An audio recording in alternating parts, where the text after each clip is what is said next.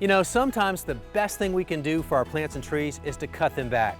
Not only does it improve the overall appearance of your landscape, but it makes your plants healthier too.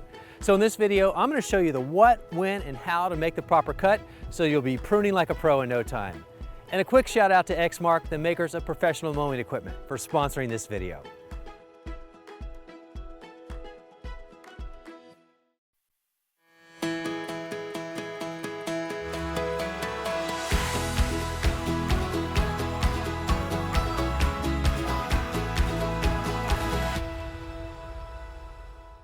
We've heard that pruning is important, but more often than not, we're paralyzed into doing nothing for fear of making a mistake. But by not pruning, that could be the biggest mistake. We have to prune for several reasons: to control size or shape, to remove dead or diseased branches or limbs, to improve structure, and the one that makes believers out of all of us, to stimulate new growth or flowering. Now, cutting back or pruning to stimulate new growth, that is so counterintuitive. But once you understand the science behind it, it's a game changer. Take this oak leaf hydrangea, for example. Now, this tip bud is called the terminal bud, and within the bud, there's a growth suppression hormone called auxin. And as long as that hormone is there, it's signaling these side buds to remain dormant. But once I make the cut, the suppression hormone is gone. In response, these former dormant buds begin to grow rapidly, and for every one cut, I get 2 branches. And now that you know a little science behind the cut, here are a few more tips to make you a pruning ninja in no time. First, timing is everything. Know that there are better times of the year to prune than others. Late winter or early spring is generally the best time to prune, just prior to new growth starting to develop. Although pruning does stimulate new growth, that doesn't apply during dormancy, since dormancy trumps the rest. The next best time is early to midsummer, after full leaf expansion. But much of a plant's stored energy has gone into producing all that new growth of spring. If you cut this new growth off, you've wasted the energy. Now the plant is stimulated to put on new growth, which can be stressful to the plant in summer when conditions are likely to be dry and hot and reserves are at a premium. And lastly, early to mid-fall is the least favorable time to prune. Pruning then can signal the plant to produce new growth just as it's sending nutrients and energy into reserves for the cold months ahead.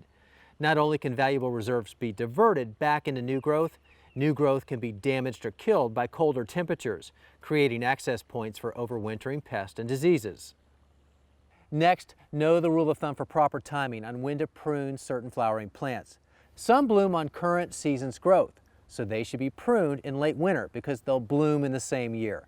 One of the best examples of that is butterfly bush, but some other common examples are abelia, clethra, spirea, which is this, and some examples of hydrangea, including Annabelle. Other shrubs produce flowers on old growth or wood that was produced in the previous year.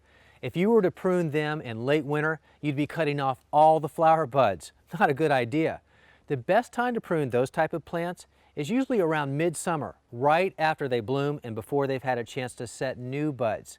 Some common examples of these kind of plants include azalea and rhododendron, which are these, forsythia, hollies, and some types of hydrangea, including mophead and oak leaf. And know where to make the cut.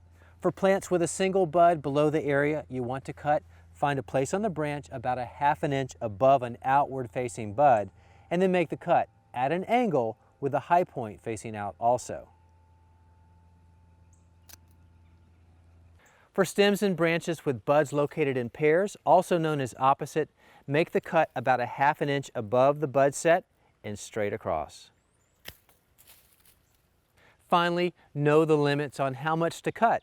A good rule of thumb is to take no more than 1/3 of the total length of the branch, measuring from the tip back. Now, of course, there are exceptions to every rule, and some plants can handle severe pruning, but you can't go wrong by sticking to the rule of 1/3. Now, you know, there's really no need to fear pruning. Once you just convince yourself that most plants benefit from pruning, then it's just a matter of getting started and building your confidence. And before you know it, you'll be fearlessly pruning like a pro.